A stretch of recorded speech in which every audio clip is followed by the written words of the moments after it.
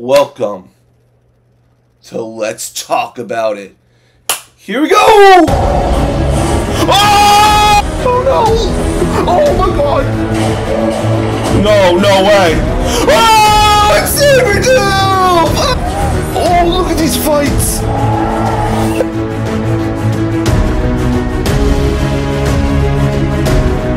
Hey guys, what is up? Welcome back to the Let's Talk About It series, where we talk about everything going on in the movie, TV, and video game world. I'm your host, and we talk about topics I'm interested in. And if you guys have any topics you guys are ever interested in, please leave down in the comments down below. And guys, let's jump into it right now with our first topic here today, and that is this. Spider-Man 4, very much a topic of conversation. We've talked about, Spider-Man 4, a couple times on this series, talking about, that, they don't really know where it's going to go right now. Sony wants to go the multiverse route, bring back Andrew and Toby, and then there's the other route Marvel wants to go, is making it more street level.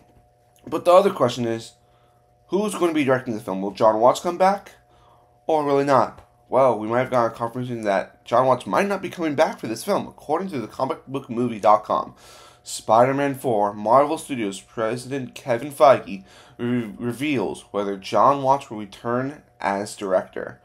And, I think we already had the inkling that he was not going to be coming back for this. Because, he did free Spider-Man movies.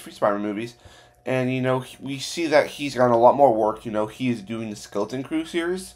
And then he's doing that new Wolves movie with, I think it's George Clooney and Brad Pitt. So he's very busy right now. And this is what Kevin Feige had to say. We love John. John did 3 of the best Spider-Man films ever for us, Feige said.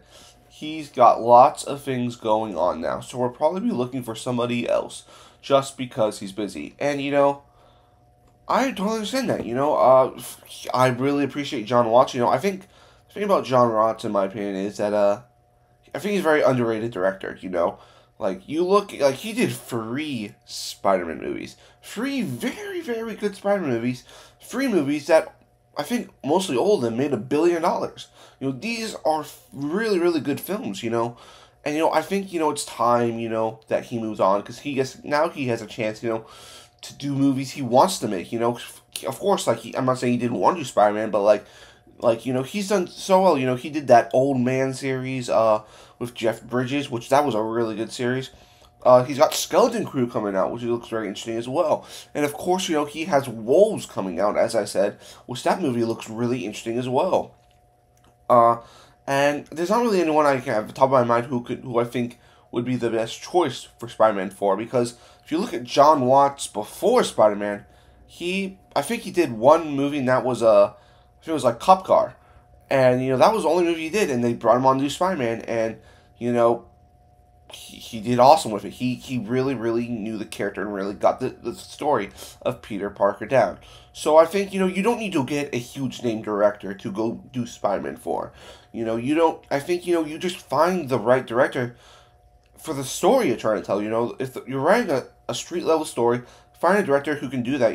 Maybe that's not a James Wan, because I know James Wan was ruined for a while. Personally, I think James Wan, I think he wouldn't really be a good fit for Spider-Man. Also, he's already done another superhero franchise, and, in Aquaman, and Aquaman is very different from Spider-Man from many levels.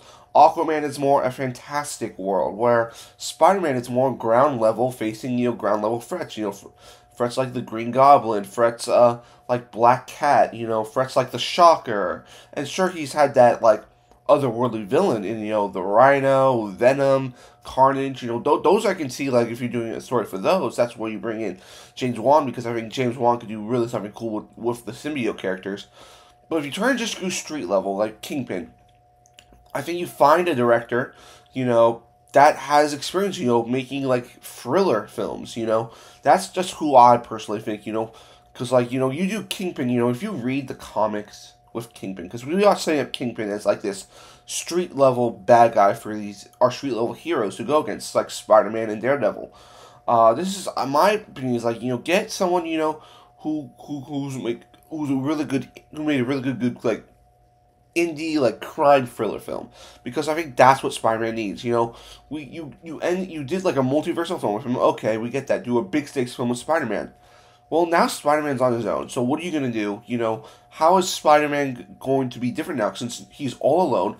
You know, maybe you introduce a bunch of new people. Like I said, I really want to see Gwen Stacy in this Marvel universe, because I think, you know, Peter, you know, might think like, okay, the only way to protect MJ is to not let her know who I am.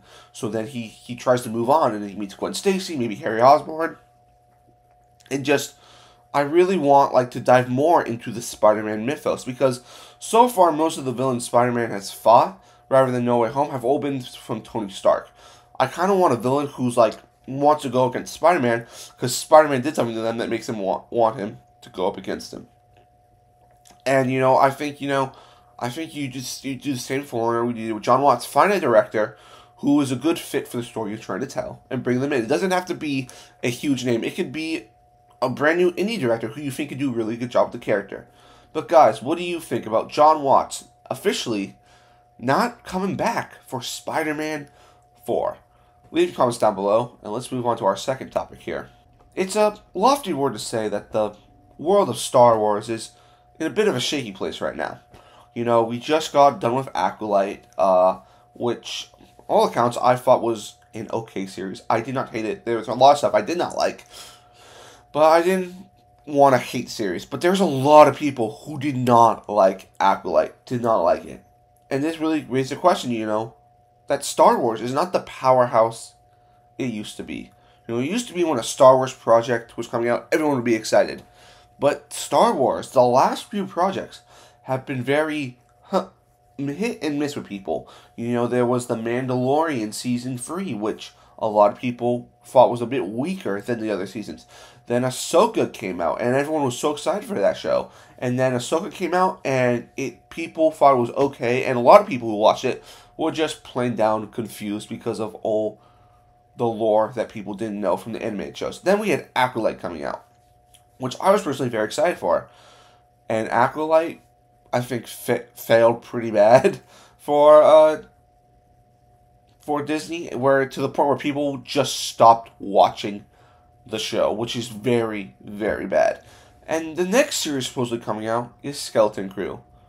Well, according to the site, we might have a look at what the Skeleton Crew poster looks like. According to comicbookmovie.com, Star Wars Skeleton Crew poster leaks online and put the spotlight on the show's mysterious droid character. So, looking at this poster, it's a pretty interesting poster, if I don't say so the least, you know. And of course, it's just a poster, you know, it's nothing to like freak out about. You know, it's not telling us anything about the story, not telling us anything about these characters, but it is interesting to look at. You know, seeing like it, the show's really described, I think, in my opinion, it's like Stranger Things meets Star Wars in space. And like, okay, that could be an interesting concept. A very interesting concept. And you know, this poster, you know, it's not like coming from a leaked site. You know, this was found in a thrift store, which is very, very weird. And it's been confirmed, like, yeah, this thing's real. Like, this thing is real.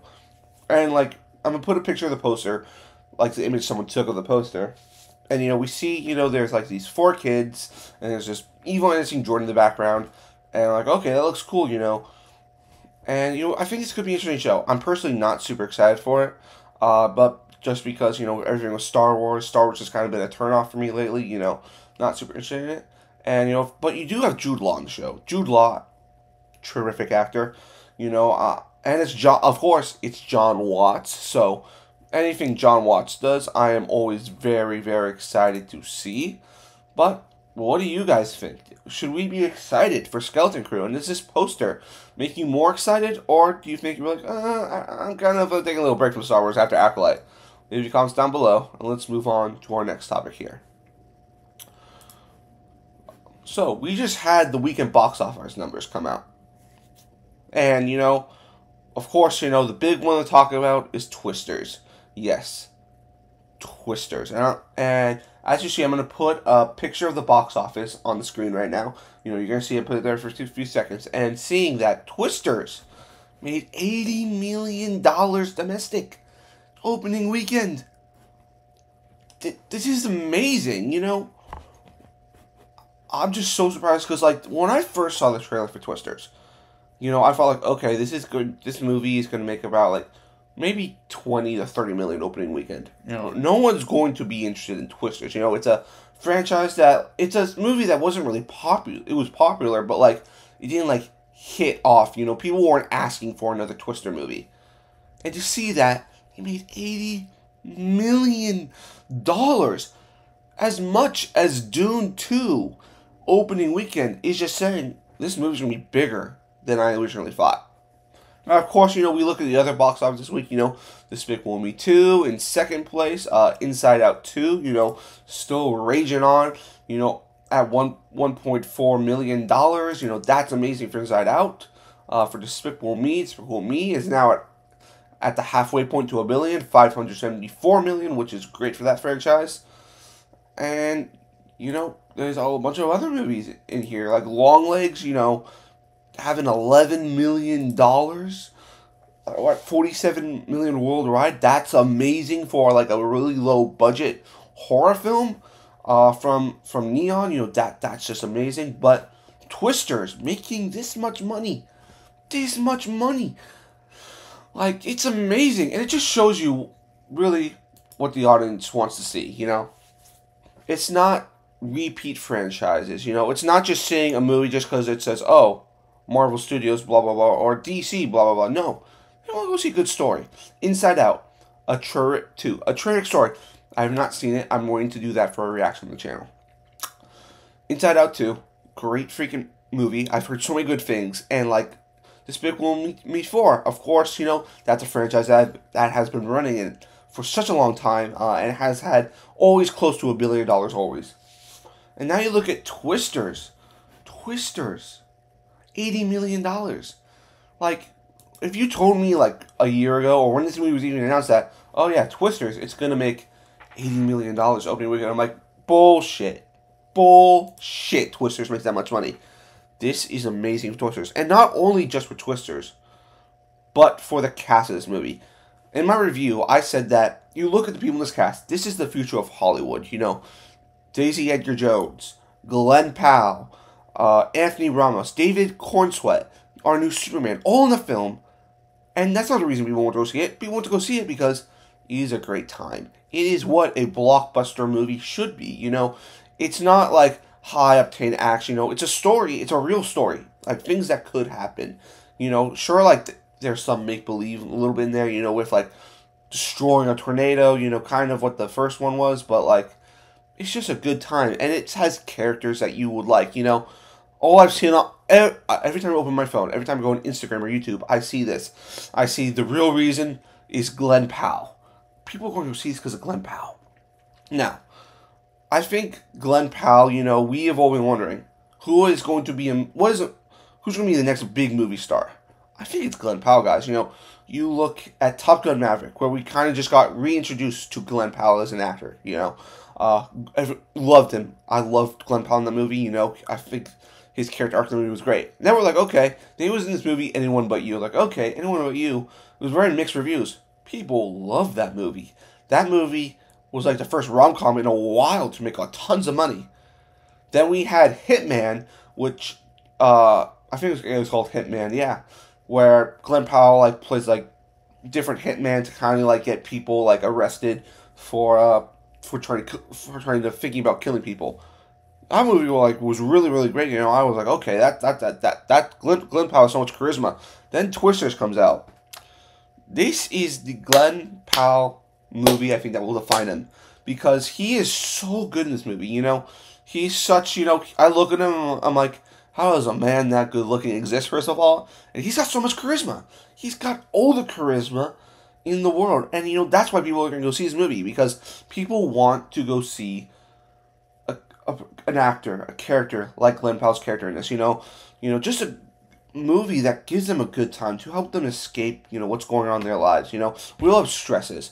We all have things that are bothering us, you know, and we go see a movie like Twisters because we want to go have a good time at the theater. You know, go see a movie that's going to be like, oh my gosh, that was a great time. You know, see actors, that are really putting their whole heart and passion into projects, And I said in my review, Glenn Powell steals the show in this movie, but the thing that really I love about the movie is the dynamic between him and Daisy Edgar Jones, Even if that's the interviews they're doing, If you haven't seen the Hot Ones interview with them, go see it. They are terrific in it. They have such good chemistry. Glenn Powell, he's one of my favorite actors right now in the world, He might not be like Timothy Chalamet, who's going to go make, indie films or like Oscar-winning films. Glenn Powell, I very much see him, as a Tom Cruise type actor, who does movies that pushes the boundaries of filmmaking, do movies that the reason people are going to see this movie because of his name. You don't have a lot of actors today who's like, oh, he's in that movie, I'm going to go see it. That's really the only actor, in my opinion, today who does that is Tom Cruise. I think Glenn Powell's going to be that guy. But what do you guys think? Twister's absolutely dominating this weekend at the box office, making more money than anyone ever expected. Leave your comments down below. And let's move on to our final topic here today. And that is this. Robert Downey Jr. I think he's one of the most legendary actors of our time. He, played Iron Man, Tony Stark. That's the movie that's the character that's going to define him for the rest of his career. And he just came off also an Oscar nomination win for his role in Oppenheimer, which he deserved. He was amazing in that film. And the whole question is, will he ever come back to the MCU? Well, maybe he is coming back, but maybe in a slightly different way. According to thecomicbookmovie.com, Robert Downey Jr. could return as Tony Stark before becoming Dr. Doom. Let's talk about this. Do I want to see this? No, I don't want to see this. I don't want to see Robert Downey Jr. be Dr. Doom. I do want to see Robert Downey Jr. back as in the MCU, but as Tony Stark. If that's an AI version or, just as the character again, I want to see it. I think if you bring him back as Dr. Doom, it is a very bad mistake. Because, first off, audience will be confused. Like, oh, I thought Robert Downey Jr. was Iron Man, not this Dr. Doom guy.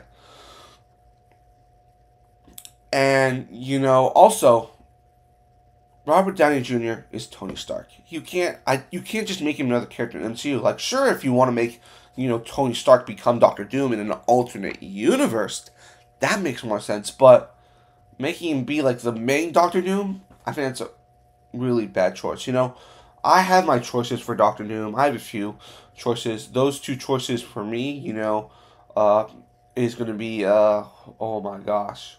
It's going to be Cillian Murphy, and this last one's going to be the second one, Josh Hartnett. I think those two are really good people to play Dr. Doom, just because everything I've seen from the Trap trailers gets me thinking like, oh my gosh, I can kind of see Josh Hartnett playing a Dr. Doom. He's got the looks and the charisma, but also I think if Trap is good, Josh Hartnett can really pull off that character. We're not talking about Josh Hartnett right now. Robert Downey Jr., I think he needs to come back as Tony Stark if he ever comes back to the MCU.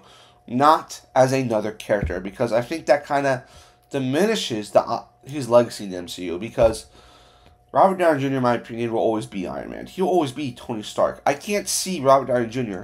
as any other character. If I'm going to be watching Fantastic Four, or I'm going to be watching an Avengers movie where Dr. Doom is the villain, and I see Robert Downey Jr., I'm only going to see, that's Tony Stark. That's not Victor Von Doom. It takes me out of the movie, because I'm not seeing him as Dr. Doom. So I do think that we should take this with a grain of salt. Even though Robert Downey Jr. said he's open to coming back, and that maybe he plays a different character, I still do not want to see him play that character. I want you to bring in fresh talent, bring in an actor who could really play the villainous Victor Von Doom, one of the most powerful villains in the Marvel Universe. Yes, most powerful. Not only is he wickedly smart, he is also has a side to the supernatural side of the MCU.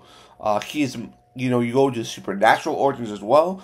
And if you read the new Secret Wars comics, where Doom becomes God Doom, where he becomes the ruler of a new universe where he has made something called Battle World. And that comic, that Secret Wars comic, is so enjoyable. You know, it really puts a twist, you know, on the Doctor Doom character, and also it's a very heart-wrenching comic for Mr. Fantastic, because in that comic book series, Doom changes reality when the multiverse is collapsing, but he changes it so Reed Richards never existed, and where he married Sue Storm, and his kids are now Doom's kids, which that, I think, if they did that for like a Fantastic Four movie, where like, you know, Reed Richards, you know, sees his family, he never had his family, that would make a really good story. But what do you guys think? Do you think Robert Downey Jr. playing Dr. Doom is a good idea, or do you think you can just see him as Tony Stark like me? Leave your comments down below, and thank you so much for watching this video. Please make sure you like the video, comment on the video, subscribe to the channel, and I'll see you next time, guys. Peace.